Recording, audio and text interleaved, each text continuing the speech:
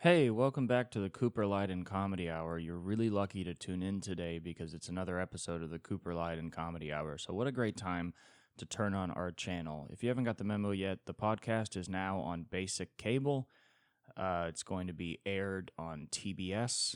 There will be a few reruns, but for the most part, if you don't see it, then you missed it. A lot of people are telling me, Cooper, don't put your podcast on basic cable because nobody has that anymore, and it's also not where a single podcast has ever been. But I'm not listening to them because I'm a thinker, I'm a doer, I'm a dreamer, and I'm a seer. It's good to be here. I haven't drank in 10 days, so sorry, haters, you can't kill me. I've been having a good time not drinking. I think I was talking about it a little bit on the last episode. When you get into a new headspace for like 4 days and then you tell yourself, you're like, my entire life is changed and it will never be the same and it will always be better because I'm thinking differently. And why would I ever change again? Why would I think differently again? And then you do in 4 days and then you're like, fuck, and you start drinking again. That's usually my problem. I come up with new mantras and I'm like, this is the one. And it works for 2 days better than anything I do in my entire life. And I get so excited. And then I burn myself out because it's not sustainable to think that your life is going to change in 1 day. So I've been having a good time doing a little 1 day at a time and just trying to get into my head that I'm not going to be happy. And so whether or not I drink, I'm not happy. And when I drink, I usually wake up worse. So I might as well just not drink, And my life still sucks. Of course. It's not like anything's gotten better. That's kind of the funny part because, like, sometimes, especially I think when you're in the, early stages of kind of trying to wean off something, everything sucks besides the fact that you're not doing that thing. Because, listen, I'm not saying that I'm quitting alcohol. Mostly because if I do say I'm quitting alcohol, I will drink right now. You know what I mean? Like if I say like I'm quitting, then I'm done. I've had a good time with 1 day at a time, and I'm going to keep that flowing for as long as it goes. I've been getting pressure off myself from my friends. Like if I show up to a bar and I don't drink and they're like, oh, why aren't you drinking? I just say, oh, I'm just not drinking right now. And if you say that, people are put at bay because they assume you will drink again. And that's what people want. They want you to drink again because it's more comfortable that way. But my sneaky plan is to just keep saying I'm not drinking right now until I am like 4 years sober. But that's very far away. We only have 10 days. I would literally be surprised if we make it to 15. But, like I said, it's like the not drinking is good. Everything else, not great. I can't go to sleep until like 6. I think that has to do with the not drinking. So I can't go to sleep until 6, and I'm like, all right, I'll just lose sleep, but I'll try and wake up at like 10 or 11, which is still not early. But for me, when you're a comic, if you wake up at 10 or 11, that's pretty solid. I'm like, I'll wake up at 10 or 11. And then I wake up at 10, and I feel like I just got woken up in the middle of sleep because I think my brain just entered REM sleep. So I lay down for a sec, I wake up, and it's 2 p.m., and I've missed the whole day. So that fucking sucks. My sleep is all fucked up. And, it's funny because I think it's like definitely a result of like not drinking. Because, if you're drinking, you can just kind of put yourself to bed. You can just kind of like sauce your mind into like, okay, I'll just go to sleep. But, when you're just sober and on weed, so you're not sober, but when you're just high, you're just in bed, just like, fuck.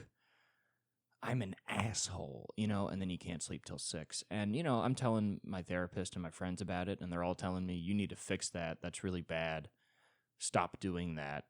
And I agree, but I also want to tell them, like, no, but this is good. It is good that I'm having trouble sleeping because it shows a change in my body, and I need to conquer this trouble sleeping and just try and put myself to bed at an earlier time so I can function the next day. But it is good because it shows that my body is adjusting to something, that my body's going, why? I would like some alcohol to go to sleep. And I'm like, I'm sorry, we're not going to do that. And it's like, fuck. I guess we're going to be up till 6. And I just look at my buddy like, I guess we will. And it's really just a standoff. And, it's tough too, because it's like, it's not like a fun staying up till 6. You know what I mean? It's like I have a game on my phone where I fight Revolutionary War battles, and I'll watch documentaries about college football teams, and then I'll read a book about Ulysses S. Grant. And then the sun comes up, and I hate myself, and I go to sleep. So that's what we've been up to. But, you take the little wins, I have not been writing enough.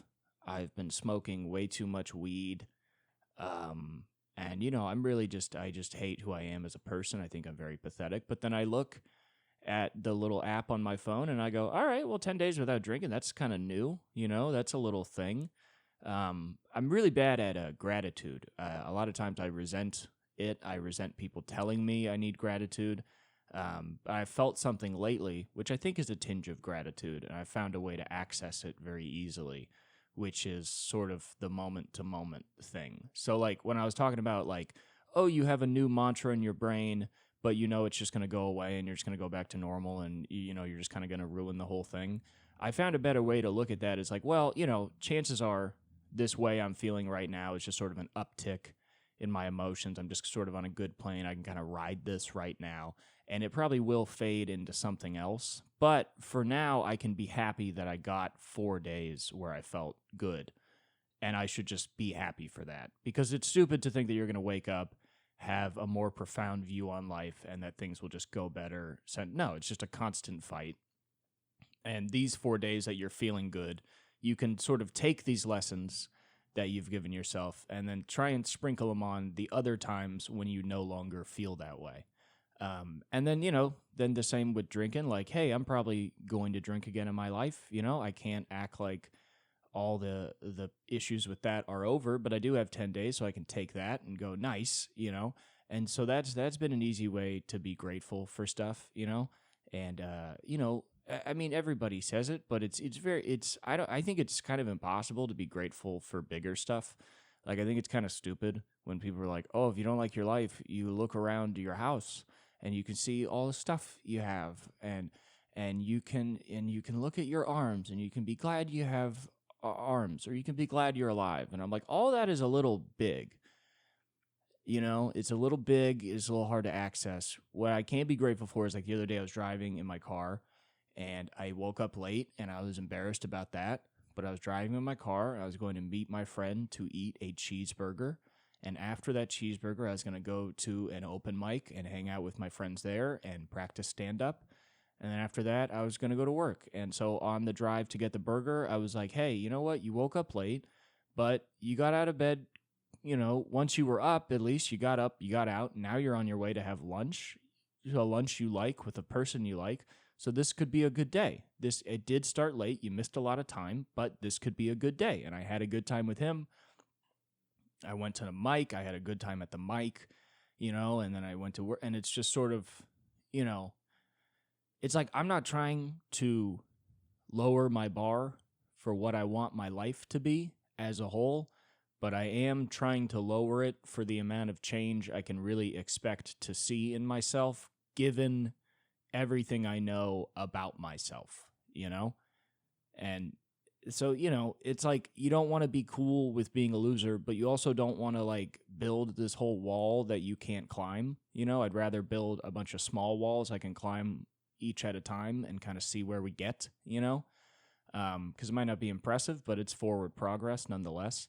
And yeah, I mean, sometimes when you're like a 24-year-old and a loser and you don't really have a good sleeping or eating schedule and stuff, it's hard to convince people that you're not a fucking loser, but, you just got to hold that to yourself. You know what I mean? You just got to hold that in your heart.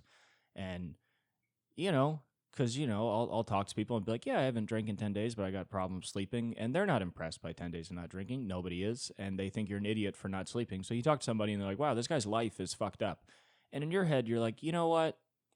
I felt worse. I have felt worse, and these couple of things I'm doing, they're not perfect, but I feel a little better. So fuck off, because I'll talk to my therapist, And I'll be like, yeah, I haven't been drinking, but, I've been smoking more weed. I like to. And he's like, well, that's probably a problem. That was like his first response. And I was like, great. Yeah, let's call other things in my life problems and make me have anxiety about that, because that definitely won't make me just drink again because I'll say, fuck it, who cares? That definitely won't happen. That's definitely not something that'll happen. But he's like, yeah, you probably shouldn't smoke weed. And I'm like, yeah, I know. I just think, the weed is a lot less detrimental to my life than alcohol is, because, once again, you've listened to the pod. If you haven't, I haven't been a crazy drinker, but, it's just not good for me. I like to drink too much, and then I wake up the next day feeling like shit. So, if I'm not doing that, I can at least wake up a little better. And the weed doesn't do that. I can smoke weed and I can wake up the next day and it's a new day. And it's like I didn't smoke weed. And I was telling him, I was like, yeah, I like to smoke weed kind of when it doesn't matter. When I've done all my stuff, I have a little treat for myself, kind of at the end of the night. Or maybe before work when I don't actually have anything to do other than put people in seats. And I was like, yeah. And so I do that as a little treat. And then my therapist hit me back with a very true but mean as hell thing to say, where he was like, yeah, I mean, I don't really know what you're treating yourself for. You have a pretty easy life where you wake up at 2 and then maybe you make some food and then you go to an open mic and you go to work and you come home. Like, do you need a treat for that? Like, was that really tough on you? I don't really think you should be rewarding yourself for a pretty normal, if not below average day. And I was like, all right. I mean, you sound more like a guy in a bar than a therapist right now, and maybe that's a little bit of what I need. But also, it is odd when a therapist looks at you and is like, well, why is that normal day so hard for you? Why do you need a treat after that? And you're like, I don't know. Isn't that the whole reason people go to therapy? That, like, I live a completely normal, not even that productive, pretty lazy day, and still I'm exhausted, and still it was hard to do. And even going to the market was tough because I just want to sleep all day. I'm not even saying that's depression. I'm just saying I just want to sleep all day and I really don't want to do anything. And the only reason I do anything is because, lately I've been thinking like, well, you're never going to be happy. So if you do a little something, then at least you'll be not happy and doing something. And that's, it. That's all that's getting me out of bed. So when you're trying to take these little wins and then your therapist is like, yeah, well, you ever think about how fucking lazy you are? And you're just like, yeah, of course, every single day of my life I do. I'm 24 and for some reason I'm like fucking exhausted all the time. And that's terrifying to me because I'm only going to get more tired. Yeah, I've considered the fact that it's not the best. What the fuck how is this helping me? I pay you so much goddamn money. My parents pay you so much goddamn money for you to sometimes just shit on me. It's weird with a therapist where it's like, I do want a therapist that challenges me, that recognizes patterns, calls me out, helps me change. But sometimes you're in therapy and you're like, is this motherfucker just talking shit to me? Like, what the fuck is going on? I'm not learning from this. This makes me just feel bad. And then that's the extent where you have to go, okay, well, are you being a pussy? Because maybe your problem is, being a pussy. Because that's always sort of the question. It's like, can I not get out of bed because I have an issue with depression, or can I not get out of bed because I'm a pussy? Because I was thinking about this last night. I feel like laziness and depression are the same thing. And I'm not trying to give excuses to lazy people, but the cure for laziness and the cure for depression are the same answer, which is you just got to get up and you just got to do things, and that will make you feel better and it will make you more comfortable doing things, and eventually you will get into a routine of productivity and your life will improve. But the answer is just get off your ass. Like, a therapist will tell you that in so many words. They'll be like, well, what's good for depression is you get out in the morning, you get some sunlight, you get a good breakfast, you try and do something you're passionate about. Like, that's all the same answer is like, yeah, stop being fucking lazy, get out of bed, go be a person. But then it's weird because it's like, okay, so are laziness and depression two different things and they're two separate battles that separate people need to fight? or they like pretty interconnected to where it's like, oh, well, this guy's lazy because he's got a problem in his head. It's causing the laziness. Laziness is a symptom of depression. Therefore, it can be treated the same as depression. I don't know. I mean, I definitely feel lazy, you know what I mean? And I just wish I wasn't, you know? I wish that like doing this podcast was not at all a strain, you know? But sometimes it is, you know? And I think there's a lot of factors leading to that. I mean, I've said it before. It's tough to motivate yourself to do a podcast by yourself that nobody listens to. But, you know, listen, there are perks. Last night I was seating people and a random guy said, I like your podcast. And I said, really? And he said, yeah. I said, wow, thank you. Because this guy, I don't know if he's a comedian. I don't think he was, because he bought a ticket and he was with his girlfriend and they sat in regular seats in the room. But I sat him down and he goes, I like your podcast. And it's really funny because I feel like I know every single person that has ever listened to this podcast. Like, I look at the analytics. Sometimes I'll see that people in like Australia or Germany have listened. And even still in my head, I'm like, we must have met at some point. There's no way they just found it, you know? But then like this guy, I don't know who he was, but somehow he had heard of it. And it's crazy because, you know, I post these and they get like 25 to 50 views. And then somehow one of those people finds you and you're like, what? Seeing you in the wild is crazy. It's like an endangered species. Like, what do you exist? Wow. I really thought this was just sort of a podcast that is inadvertently for my friends and family. But if there is one guy out there that, you know, hasn't met me, that's listening, wow. I mean, we got some standbys, Jerry, Sheeta, everybody. But, you know, when you find a guy, you don't know who he is, he's never commented, maybe never even liked, but he's listened, whoa! So, yeah, anyway. 10 days of not drinking. Other than that, absolute fucking loser. Really, you know, nothing to say. And people would say that's self-deprecating, but I don't know. I mean, no money, no career, not that good at stuff. That's just me kind of cutting it brass tacks. I don't think I'll die that way. I'd like not to, but that's where I'm at. And what's helped is reading this book about Ulysses S. Grant, which, you know, I've brought up before. And before all the haters come in and say, oh, you know, Shane Gillis talks about Ulysses S. Grant. You know what? Yeah, he does. There's more than one podcast with a guy talking about it. I don't know if you know, there's a lot of people that like Grant out there, okay? At one point, it was the majority of the nation that voted him president, okay? At one point, it was all of the nation that agreed with his appointment to lieutenant general, okay? He's a pretty big deal. Other people can talk about him. But he's been good for me to read about. I don't know what Shane would have in common with him. He's too tall. There's nothing to relate to. Me and Grant, I really relate to the guy because he was like 5'8", 135. I am 5'9", 140 on a good day. So we got similar builds. And as a man, if you're going to read a biography about a accomplished general, it's good to read one with the same body type as you. I cannot tell you how much it helps me understand this man. Because if Grant was like 6'4" and he was doing all this stuff, I'd be like, well, yeah, of course he thinks he's sick. He's 6'4", you know? But then you read about Grant and he's like this little guy.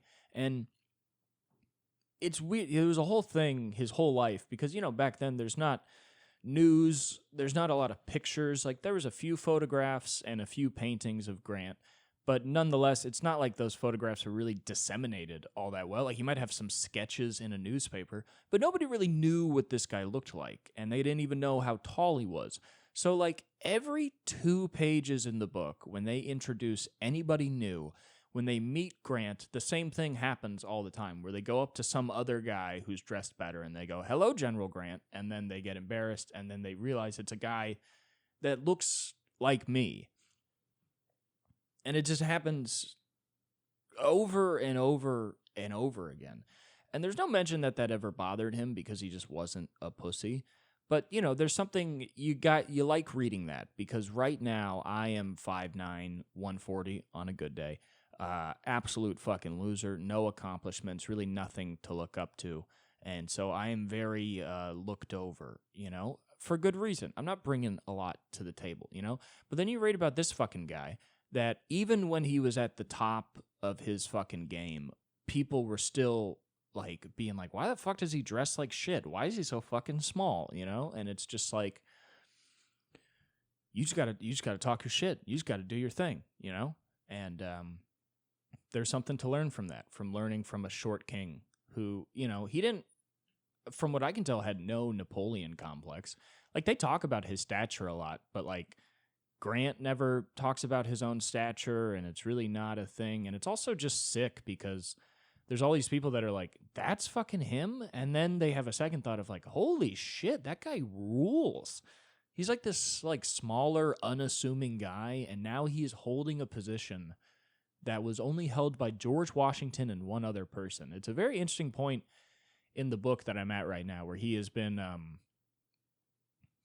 appointed as the Lieutenant General of the United States, which I'm not very clear on this position, but I know a couple things, which is that the only other people in the history who have held this position, at least before Grant, were George Washington and some other guy that I think held it during the War of 1812. So it's like Revolutionary War, War of 1812, I think, and Civil War. These are wars where like the survival of the country is really on the line. They need to get shit together. So there's one general who's kicking ass, and they just go, you know what? You run everything now. You run the war. You are the war. Everything you say happens in this war now. Okay, we're not going to divvy it up among other generals and have checks and balances. We're just, fuck it. We're going, you are the war. So you also have to realize this isn't a position that people hold one after another. It was a position that, like, for all intents and purposes, had been retired before it was given to Grant. It wasn't a position that was really held by anyone, because it's like a colonial position. It's like, the country was in an odd place, and George was just the man, so they were like, you run shit, But then the country goes on, and eventually you try and have more of a military, and you don't really have that kind of thing. But then, it just got to the point of the Civil War where they were like, Grant, you're the only one here that's not a fucking pussy. You're Lieutenant General. You're fucking George Washington of the late 1800s. Let's see it. Make it happen. Bang it out. And that's crazy to be so good at your job, which is as a general, that they reform this position just because you are so good that you can actually be trusted with it. It almost, to me, means more than being elected president, because president has to exist. At least in there has to be another president.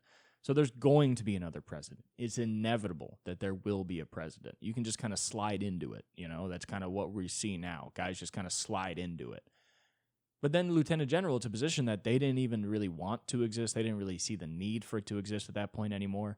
But he was so good that they were like, fuck it, he balls, let's bring it back. Like, that's more impressive. Like, you brought back a position, That would be like if they brought back some like antiquated position in football or some shit. I don't have a good analogy, but it's very interesting. And this is a good book for guys that haven't done shit in their lives to read, because that is, Grant is such a good American, because that's like the story of the book. Is he, fought in the Mexican-American War, but was discharged because he was drinking too much, or at least there were a lot of rumors about drinking too much.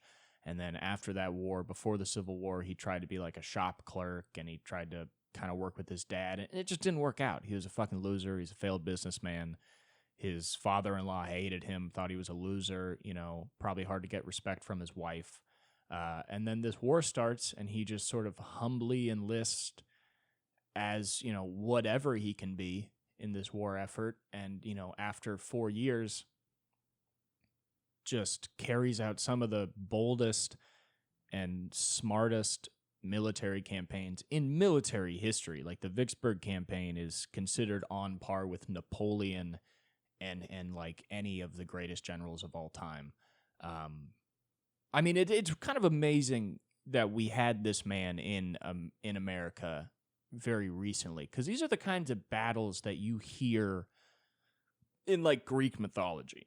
You know, these are the kind of generals with the kind of daring and the kind of cunning, and just one of these guys is just built for war. That's all Grant was. He was just built for war. You know, when he got elected to lieutenant general, he told Washington, he's like, don't fucking put me in an office in Washington, D.C. My office is in the field, okay? I'm out there. I'm with the boys, you know? It's amazing that he existed. He's a very mythical figure, yet a very understandable and relatable American folk hero. And that's kind of, you know, that's kind of what I like. It's the American folk hero. It's not like the king of Sparta. You know what I mean? It's much more in our time and place. And the fact that he was doing the things he was doing at a time when other generals fighting on the same side in the same war just weren't doing it shows that he was just a special person. But you know what I mean? It's like 4 years earlier, you know, he was like a nobody and was just trying to take any position he could get in the army. And then he ends up as lieutenant general. He ends up with the same hallowed position as George Washington. He really is a George Washington. I mean, it's said in the book, I think one of his boys, Sherman, was like, you know, not since George Washington has this country relied solely upon one man as much as it does you now. And I hope you know that that is your responsibility, that that is what you're doing, that you are carrying this nation.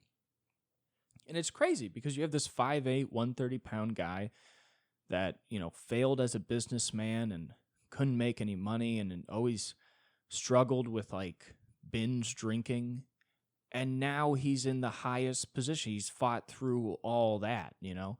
And so you read that as a 24-year-old fucking guy, and you go, okay, well, maybe one day I could sell 100 tickets in Wisconsin. Could I fucking do that? Because it's not like I am reading it being like, and I will also do things of the same caliber. That's just, no. First off, I do comedy, so I've already exited myself out of changing the world to begin with. But, you know, you do read that, and you read that, you know, he was a fucking loser for a while. And you're like, okay, you know, I mean, this guy was really a loser for longer than I've been a loser. And now, through reading this book, he's become more successful in such a short time that's practically unimaginable. And that's like the reason why you should read biographies, especially about like historic figures, you know, from like a couple hundred years ago, because it's kind of hard to realize that these people existed. You know what I mean?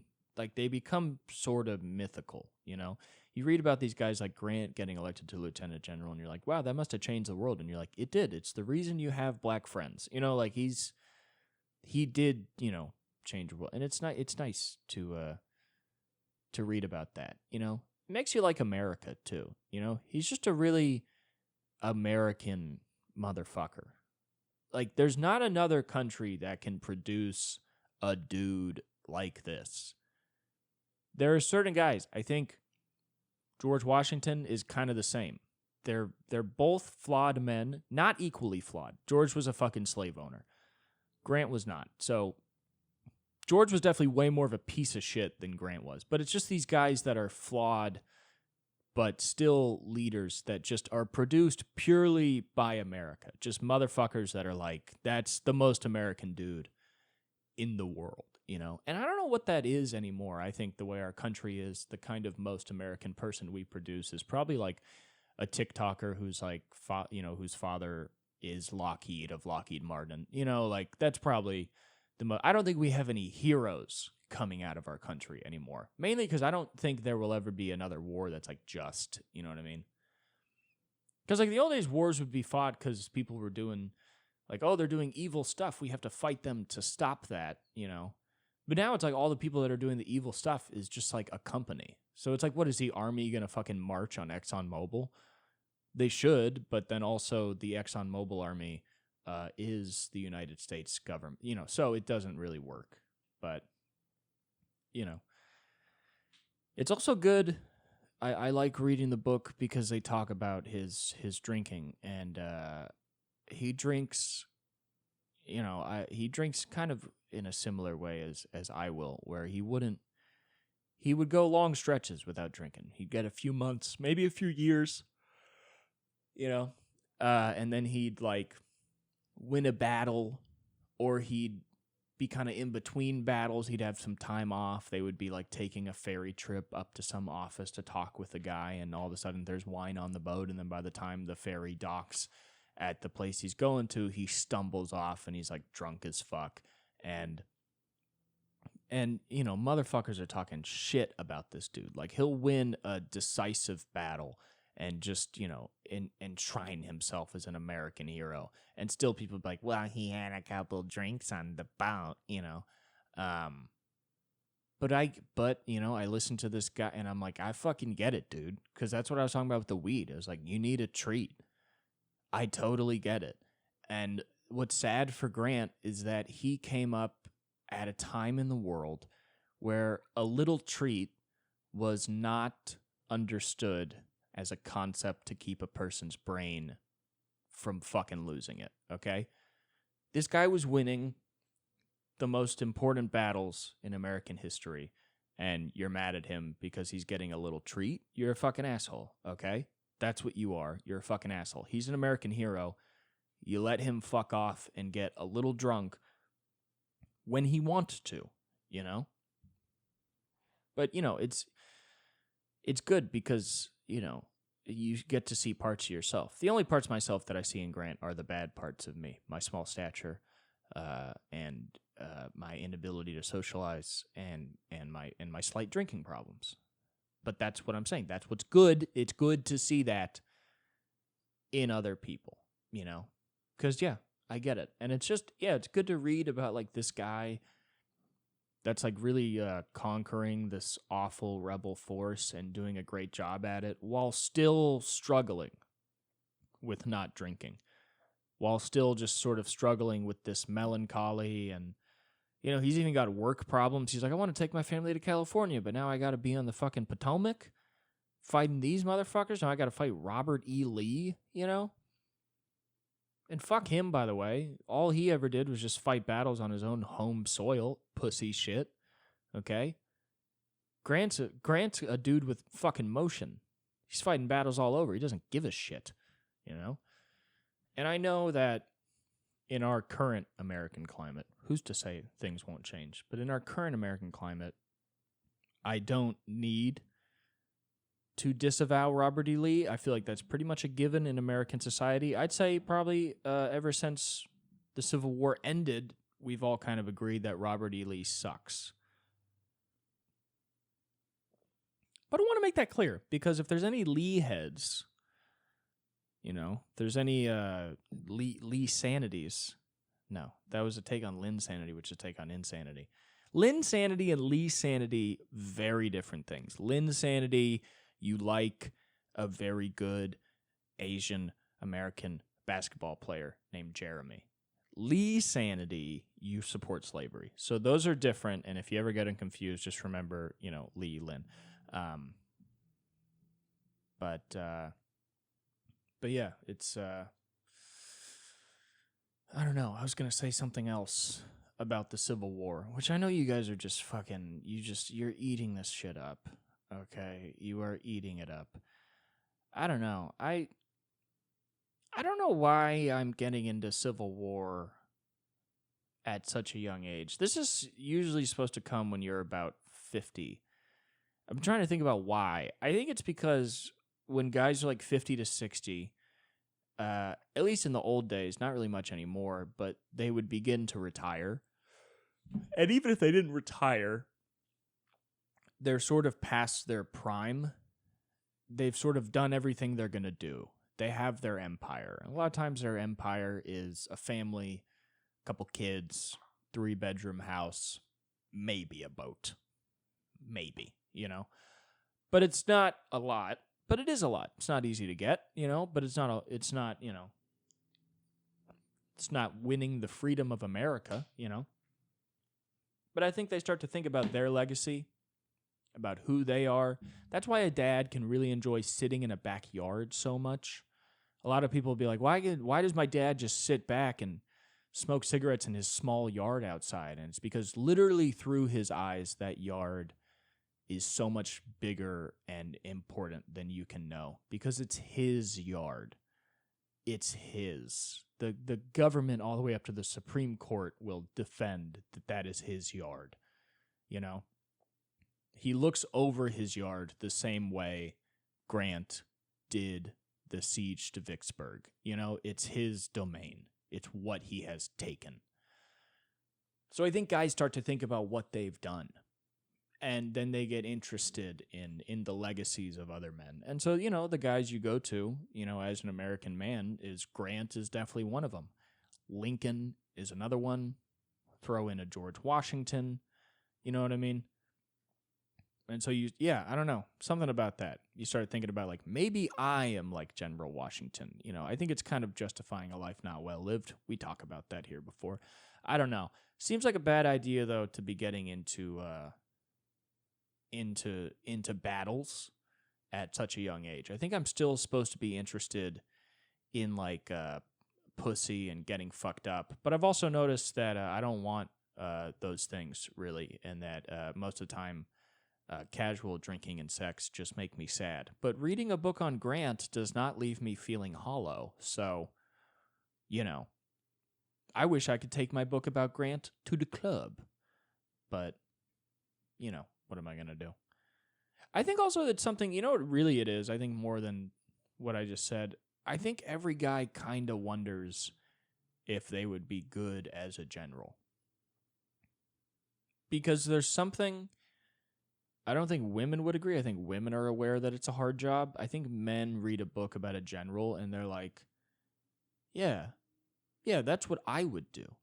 Yeah, no. What Grant did at Vicksburg, where he just boldly pushed all his ships down the river past the guns on the shore, and then docked, went up to Jacksonville, fucked that up to cut him off from supporting Richmond, then sieged Richmond until they had to surrender. That is what I would have done. When really it's not. You know, I don't know. It's kind of like you think you know what a stand-up comic is, and then you realize it's like a guy that's kind of like alone a lot and like has to write, and it's actually not just showing up on stage. I feel like that's like the thing with guys in generals is like we think we know what it's like. We're like, yeah, like you show up, you have a little stick with a piece of wood on the end, and you move around little squares on a map, and then they telegraph that to somebody else, and then they attack, and then you win the battle. And I don't think it's that at all. I don't know what it is, but it's very interesting, just a man that's so built for war. And I don't think those men exist anymore, and I don't even know what they would do if they did. Like, if there was a guy that was like Ulysses S. Grant in the Marines right now, like, what would those skills even really be useful for? Like, what is even a smart attack strategy on Al-Qaeda? You know? I know we're not fighting them anymore. But, like, if you were like, okay, I'm the general, like, I'm a general in the American Armed Forces. I have battleships. I have drones. I have fighter jets. I have mortars, you know, like just new cannons. Everybody has a machine gun. It's not just one guy with, like, a fucking crank. Everybody's gun is a machine gun. Do you really have to be a smart military planner to be like, okay, so there's these guys. They are in the desert. They have old AK-47s from the 80s that were literally bought by Osama bin Laden himself.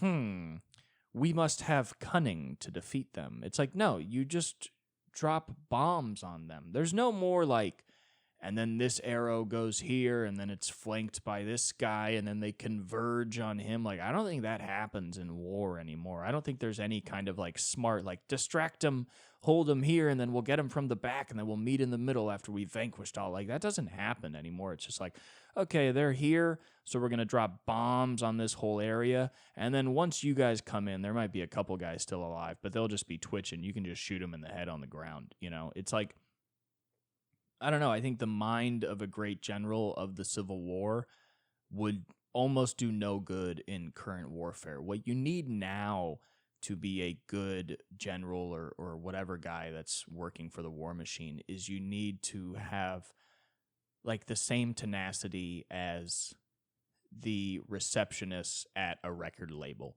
that's just telling every young artist like, no, get out of here, shut up. Like you just need like a detached sort of narcissism in your position, a sort of feeling that you have a right, a divine right to do this, and it's not clever, it's just brutal, it's detached, it's awful. You're not even seeing the people you're killing. They're just little white dots on a screen. You're pressing a button, and then they don't exist anymore. Like, I don't know what a general really does. Like, I understand that, like, when we bomb a hospital, it's probably from a general's order to be like, bomb this hospital. But, like, why is that guy smart? You know what I mean? Like, I don't get it. It's like they just get intel of, like, these guys are here, and it's like, okay, bomb them. And it stops Americans from dying, so, you know, it's like, on that respect, cool. But also, like, I don't know, you're not fucking smart. I don't know, how smart do you have to be a fucking general now? It doesn't make any sense. It's like, it just feels like playing a computer game. It's like anybody that can play some fucking war game on his phone probably has enough tact as any of the new generals. I don't understand what they could possibly do. But if you are a current high-ranking general in the U.S. Armed Forces, please, send me a DM, comment on the show. If you are a current high-ranking U.S. Armed Forces general, you shouldn't be listening to this podcast. That's scary. You know what I mean? But I don't know. I feel like we still have some old generals, like guys that kind of just look like Eisenhower, where you're just like, who is this motherfucker? Like, was he just raised in the 50s? Like, what the... And some of them were. They're old as fuck. But it's like, what are the new generals going to look like? You know what I mean? Is it just going to be like tech guys that are like, we figured out a super cool new way to firebomb a kid? You know, like, that feels like where we're going. You know what I mean? Like, our infrastructure and our weapons are so strong that it can only produce a very soft culture, you know? There's something nice about a country where every citizen kind of knows that if shit pops off, they're defending themselves. With us, it's just like, nah, just do the bombs over there. And then we complain about it. But if they really asked us what we wanted, we would still say that. Like the way because I agree, it's fucked up, like, what Obama and Trump and Biden have all done of just dropping bomb after bomb on innocent civilians. Of course, none of us like that. But if the government was like, okay, so we're going to keep fighting this war. Don't ask why we're doing it. We'll just take that part out of the equation. We're doing the war. We're going to go here. We got to get rid of these people. Do you guys want to go yourselves and do it? Or do you want us to just bomb it? We'd be like, oh, I have a thing at like 3, so just bomb it. Just because I have a thing. That's what's stopping every American from joining the war effort, is just being like, I have a thing. Also, the fact that it's on absolutely just grounds of greed and want for money. I think that's the real part. I don't know what it would take to get Americans galvanized into a war effort. I think the war would just have to matter. Like, there would have to be truly a new dictator who's like just fucking shit up, and we would have to go fight them. Which, I don't know what's going on in the fucking Congo, but it seems like somebody's causing all of this. I know very little about the situation. If you know even less than me, I guess what's happening is that they're mining for cobalt in the Congo. Cobalt is a mineral that's used in cell phones and like Tesla batteries and shit. So it's very needed. And these guys are just dying all the time. Like, because they're cobalt mines. But there's like guys in like sandals and like yellow t-shirts and bathing suits, and they're fucking digging with sticks. Like, they don't, maybe they got one crane over there, but motherfuckers are just getting entombed in mountains so we can still have phones. And I guess there's like a genocide going on that I feel like is kind of related to that. I don't know. But it's like, that seems like something that maybe we could go in there and deal with. But we're not going to deal with that because that's the new kind of genocide. We have a genocide for products. Hitler killed Jewish people because he hated Jewish people. Now we kill whatever people make the phones. And that will never stop. Because, like, if Hitler was having Jewish people make iPhones, I don't think the U.S. would have done a single thing to stop it. And I think that because that seems like it's what's happening now, is there's just tons of people that are mining all of these metals for our phones, and they're dying all the time. And somebody's in charge of this, and somebody's fine with them dying. Somebody's making these decisions that these are expendable people. And us, even as U.S. citizens, are aware of this, which means the U.S. government is like far and away very aware of this, has been for longer than us, and continues to do nothing. And it's like, well, why would they do nothing? And it's like, well, because we need that cobalt for our phones. So that is worth however many lives it takes to get it. And that sucks because, you know, you don't have old-fashioned dictators who are just like, I am a fascist and this will be a fascist country. Like, that just doesn't happen anymore. It's just some guy being like, we're going to bring us into the new age. And what that means is just decimating other countries for minerals and just causing, you know, practical genocides everywhere. Just so we can have some stuff, you know? You can kill as many people as you want as long as you give America some stuff. You know, there's some oil, there's some cobalt, there's some this, there's some that, little off the side, little bribe, little bop, bop, bop. And then you can do whatever you want, you know, as long as you're just giving up, we like stuff. Just make sure you are supplying stuff. And that's the thing, is I think that's why there's no good generals, why there's no just sort of like virtuous men that sort of just fight a battle on the grounds of that virtue. Like, all the battles that are being fought now are for like commodities and for wealth and for this and for that. Like, there's not a general in the world that's like, I'm just fighting because I'm a fucking, you know, I'm a countryman of this country. I love this place and I want it to be the best, so I'm going to do that, you know? And if you're a fucking American that joined the armed services for that reason, you're fucking retarded. Because that's like, I mean, that's just, you're not fighting for what you think you're fighting for, you know? That would be like joining a football team to cure cancer. Like, nah, man, like, this is different. That's not the game here. We're not fighting these wars for honor or to keep people safe. Afghanistan was never a threat to American democracy. What? Because they flew 2 planes in 2 of our buildings? That's how they hurt us? They have to hijack a whole... They don't even have the plane. We have the planes. If it was... You know how much of a non-threat Al-Qaeda actually was to the U.S.? Even if we fought the war only with Boeing 747s, we would have won. Because they don't have enough. We make all of them. Even if the only way we fought the war was by retaliating, by flying our own planes into their buildings, which is possible. They're too low. They don't have skyscrapers. We still would have won. You know what I mean? Does that make sense? Where it's like their only method of battle was to steal our fucking planes and fly them into shit. And so we responded with other planes that have different intentions. We beat the fuck out of them, you know? So it's like, if you're joining the war effort to defeat the evil that is Afghanistan, I mean, that's like if your friend got kicked in the shin by a kid and then you got 20 guys to go find that kid, and instead of even like going and beating him up yourself, you bombed his entire neighborhood, you know? So, you know, if you're in the war now, I'm sorry, but you and Grant, you don't have anything in common. And me, as an American military commentator, I'm going to go on a limb here and say that the current use of military in this country, I believe Ulysses S. Grant would find egregious, okay? And I know a lot of generals listen to this podcast, and you're pissed, and you're mad, and you're saying you don't have a right to say that, but That's the truth. And you know what pisses me off? Motherfuckers will walk around in a dark blue navy 4-button coat with patches, looking like a Civil War officer.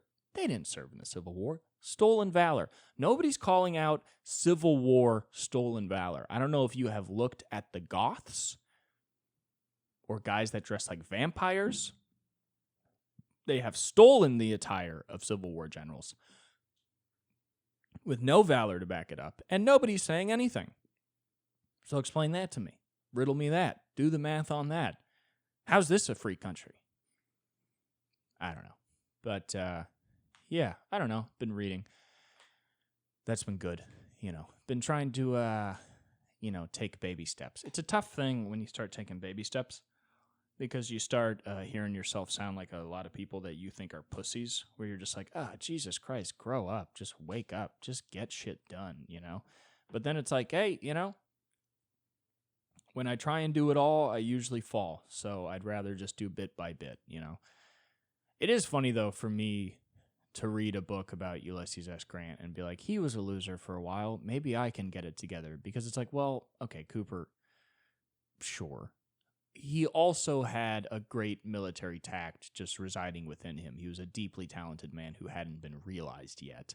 And also, he never woke up at 2 p.m. Listen, you can be a loser and maybe change your life, but you at least got to start waking up at 10 latest. You know what I mean? You can't wake up at 2 p.m. and be like, one day I will also be a respected man. It's like, no, you're not even close to being a normal man. You are far below average right now. And not just like Grant was a failure because he tried to do stuff, Cooper. You're barely trying to do stuff. But, maybe this podcast is the same as when Grant was a store clerk and it didn't work out, That might be the same thing. I don't know. But, doing this podcast, this is fun. I think I'm going to have a new podcast coming soon with my friend Shane Bianchi. I shouldn't be announcing it this early. I should not, but I can't help myself. And, maybe that's the general I need on my side to defeat the comedy war effort, okay? Because I've been trying to just enjoy the people around me more, I was saying this last week. I have too many dreams of trying to make these old fucking paid regulars like me, and I need to sit back and go, Cooper, a lot of your heroes are 40 to 50-year-old men. They don't want to hang out with you. They will not like you. They won't be your friends. You have nothing in common. They do not, nor will they really ever have any reason to want to help you out. So fuck that. What you have is the people around you that are hilarious, that want to do podcasts with you. Stop hoping that you can get on some other guy's podcast. So I'm going to keep doing this podcast, but I think I might also have one with my friend Shane, and we could have some fun there. Because maybe you've been watching this podcast thinking to yourself, why isn't there somebody else here? And listen, this podcast will continue to not meet your expectations. But I will have another one that will hopefully do the same. And that'll be good. So, as of now, I would say things are not great. I'm not allowed to say they're great. I have not done anything in my life yet. But there's a certain hope in me that usually doesn't reside there, and that's good. And that's good, and it's tough because nobody else sees it, and I'm kind of an attention whore. And, a lot of people ask you, like, what's going on? What are you doing? And I don't have any new things. I still work at the store. I still do this podcast, still trying to get past. I don't have any actual things I've done. But in my head, when people ask me, what have you been up to lately? I want to be like, well, my thinking's different. I'm a little more motivated. I don't want to fucking blow my brains out. So that's actually pretty huge. But you can't say that to people because they're not going to be like, oh, great. I mean, I guess they would say, oh, great, but they'd also think you're a crazy person. You know what I mean? Like personal achievements just in your head, little wins, they're not real. They don't exist to other people. They don't matter. when you read a biography about somebody, you don't ever have a section of it where it's like, and for 3 months, he was a little more happy. He started meditating, like that's, so you got to do it for yourself. But, I mean, yeah, what's been helping me is just sort of just realizing like, yeah, I mean, you're always going to struggle not being sad. Shit's never going to work out. Even if you are happy, suffering is still just a part of life. So just don't expect anything. And that way you can just sort of go through life and not take everything so personally, which is, tough. I'm not very good at it. My mom is amazing at it. My mom is an amazing woman, because one time she was talking about how her father blew his fucking brains out. He shot himself in the head. And literally, I was talking to her about it. I was like, how do you deal with that? And she's a very chipper person, and she just goes, I just learned to not take things personally.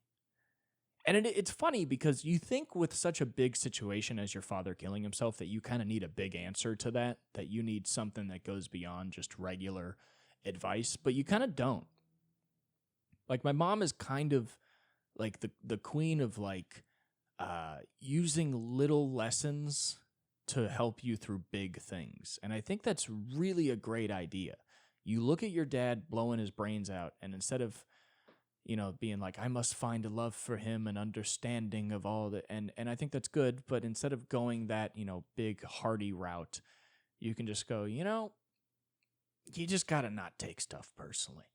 And I think what's good is that it doesn't, take away your emotions about it. I don't even really think it minimizes your emotions. I think what it does is it minimizes the circumstances that might make you feel like this is insurmountable. You look at a huge problem like that, and you give it an easy answer, and it kind of takes a lot of power away from the problem itself, Instead of thinking like, I can't even wrap my head around this, there's nothing I can do to make myself feel better, you do a bit of a fake it till you make it and just go, you know what, I just won't take this one personally. And then you just kind of walk away, And I'm not saying that that's not dealing with it. I'm saying that is dealing with it in a way that I think is a little more efficient and less self-indulgent than some other people's ways, Some people think when something bad happens, they almost have to be like self-indulgent about it. They have to be like, oh, I have to give myself. And it's like, I don't know, maybe you don't. Maybe you don't have to give yourself a bunch of time and complain to every single person you ever meet. Maybe you could just take whatever little advice you can give yourself and just kind of trudge along until you start moving faster and faster and faster and faster and faster. And that's what I'm trying to do in life in general, is just let's just keep trudging along until the steps get faster, till I wake up earlier, till more podcasts are put out, till more jokes are written, until we're sprinting. But right now, if I start sprinting, I'm not in condition to do it. I'm going to burn out, and I'm just going to feel like a failure, and that's going to enable me to say, well, there's no point in even trying anyway. And then, then we're back to losing, and we can't do that. So I'm sorry this podcast was pretty boring. But also, if you found it boring, fuck you. You're not a goddamn American, okay? I am talking about the two most American things, which is issues with drinking and the Civil War. And if you cannot find anything in that you relate to, then you are in the wrong country, okay? So anyway, thank you so much for tuning in. Love you. Bye-bye. Wow.